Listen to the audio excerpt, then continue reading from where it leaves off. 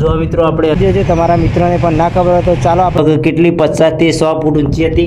કેમ છો મિત્રો? તો મારી પાસે તમને જો 50 થી 100 ફૂટ ચમની દેખાય છે અને તમે ઘણા મિત્રો રોડ ઉપર નીકળતા હશો અથવા મોટા હાઈવે ઉપર નીકળતા હશો ને કંપની હશે, કંપની હોય ને તો આ જોઈ શકો છો આ ચમની કેમ લગાવવામાં છે અને અંદર શું હોય છે તો તમને બતાવીએ.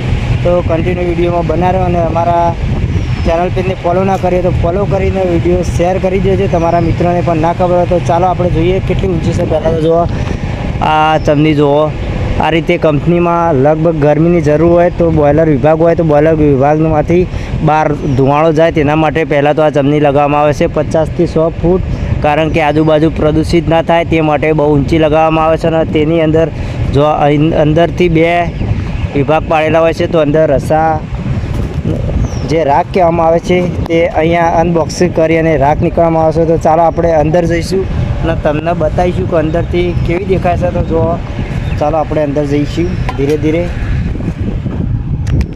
જો મિત્રો આપણે અંદરના વિભાગમાં આવી ગયા છે અત્યારે અને જોઈ શકો છો અંદરના વિભાગમાં કેવી રીતે ચમની દેખાય છે.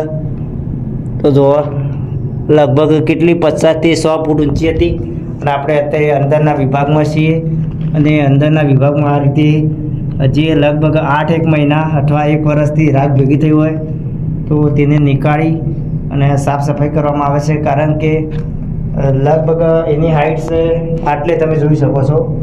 તો તેનાથી વધારે ભરાય નહીં અને વધારે ચમનીને નુકસાન ના આવે. જુઓ આ રીતે અલગ રીતે બધું જામ થઈ અને આ રીતે બધું રાખ ભેગી થઈ હોય છે. ને જોઈ શકો છો ઉપરના ભાગમાં આ રીતે દેખાઈ રહ્યા છે ચમનીનો વિભાગ. તો અમારો વિડીયો કેવો લાગ્યો? વિડીયો સારો લાગ્યો તો વિડીયોને લાઈક, શેર અને ફોલો જરૂર કરજો. જય માતાજી, જય દ્વારકાધીશ, જય રોમાપીર.